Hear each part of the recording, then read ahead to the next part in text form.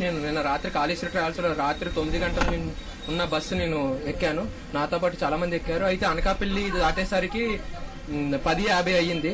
అనకాపల్లి కాసింకోట తాగేసరికి అక్కడ ఒక గర్భిణీ స్త్రీ తనకి యూరినల్ పాస్ చేసుకుందాం అని చెప్పి బస్ దిగింది. బస్ దిగడంతో వెనక్కి వెళ్లి యూరిన్ పాస్ ఇంజిన్ నుంచి పొగలు వస్తున్నాయి, కింద వాటర్ కారుతుంది. ఆవిడ వచ్చి చెప్పింది డ్రైవర్ కి, అంటే డ్రైవర్ పక్కకు ఆపి ఇంజిన్ తీసి చూస్తే ఆ ఫ్యాన్ బెల్ట్ అనేవి ఏమున్నాయి అవి కట్ అయిపోయి ఉన్నాయి. అదే ఫ్యాన్ కట్ అయిపోయిన దాంతో ఒక 5 కిలోమీటర్లు కానీ మీరు ప్రయాణించినట్టయితే బస్సు కాలిపోతుందని డ్రైవర్ తనే చెప్పాడు. దాని తర్వాత వాళ్ళకి ఫోన్ చేసి చెప్తే ఎటువంటి రెస్పాన్స్ లేదు.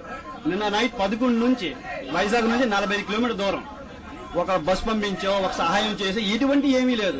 ఉదయం ఇప్పుడు అవుతుంది 9 వరకు హైదరాబాద్ నుంచి చెన్నై నుంచి బస్సు వస్తే ఆ బస్సుని ఆపి అక్కడ చేస్తే ఇప్పుడు ఇక్కడ వచ్చాం. ఇప్పటికి వచ్చినప్పటికీ షాపులన్నీ మూస్తున్నాయి. అంటే మా భద్రత లేదు. 1200 చొప్పున టికెట్లు తీసుకున్నారు. ఎటువంటి రెస్పాన్స్ లేదు, రెస్పాన్సిబిలిటీ లేదు.